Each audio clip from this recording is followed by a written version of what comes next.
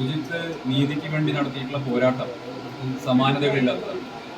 ഒരുപക്ഷെ കേരളത്തിലെ ആയിരക്കണക്കിന് ഇത്തരത്തിലുള്ള ഇടിമുറികളിൽ, ലോക്കപ്പ് മുറികളിലൊക്കെ ഇത്തരത്തിൽ പോലീസിന്റെ കൊടിയ മർദ്ദനങ്ങൾക്കും അനീതിക്കും വിധേയരാകേണ്ടി വന്നിട്ടുള്ള ലക്ഷക്കണക്കിന് ചെറുപ്പക്കാരുണ്ട്.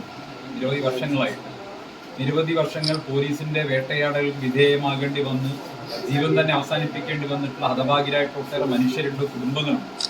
അവർക്കൊക്കെ പ്രതീക്ഷയുടെ ഒരു പുതിയ പ്രതീക്ഷയാണ് തീർച്ചയായിട്ടും സുജിത്തിന്റെയും അതിപ്പം വർഗീസേട്ടന്റെയും ഒക്കെ പോരാട്ടം നൽകിയിട്ടുള്ളത്.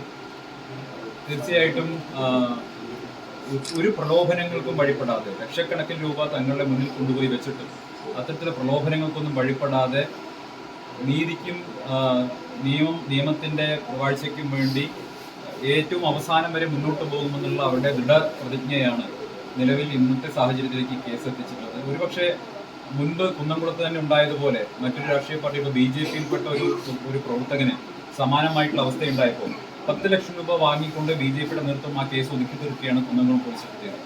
പക്ഷെ കോൺഗ്രസ് നേതൃത്വം അതിന് തയ്യാറായില്ല, ആ പണം വാങ്ങാൻ തയ്യാറായില്ല. പണത്തേക്കാൾ വലുതാണ് ആത്മാഭിമാനമെന്ന് ഇന്ത്യൻ നാഷണൽ കോൺഗ്രസ് തീരുമാനിച്ചതിന്റെ ഭാഗമായിട്ടാണ് സുജിത്തിന്റെ പോരാട്ടത്തിന് ഇന്ന് ഫലം കണ്ടെത്തിയിട്ടുള്ളത്. തീർച്ചയായിട്ടും ഈ പ്രസ്ഥാനം മുഴുവൻ സുജിത്തിന്റെയും കുടുംബത്തിന്റെയും ഒപ്പമുണ്ട്. തീർച്ചയായിട്ടും ഇത് വളരെ വലിയൊരു മൊമെന്റാണ്. കേരളത്തിലെ നീതി നിഷേധിക്കപ്പെട്ട ഒരുപാട് മനുഷ്യർക്ക് ഒരു പ്രതീക്ഷ നൽകുന്ന ഒരു സമയം കൂടിയാണ്. ഈ പോരാട്ടവുമായി ഞങ്ങൾ മുന്നോട്ട് പോകും. ഒപ്പം ഈ സുജിത്തിനെ മർദ്ദിക്കാൻ നേതൃത്വം നൽകിയിട്ടുള്ള പോലീസ് ഉദ്യോഗസ്ഥർക്ക് ദീർഘായുസ്സും അവർക്ക് ആയുരാരോഗ്യ സൗഖ്യങ്ങളും ഉണ്ടാകട്ടെ എന്ന് ഞാൻ പ്രാർത്ഥിക്കുകയാണ്. നല്ല നിലയ്ക്ക് നല്ല രീതിയിലൊക്കെ ജീവിക്കാൻ അവർക്ക് സാധിക്കട്ടെ എന്ന് മാത്രം പ്രാർത്ഥിക്കുന്നു.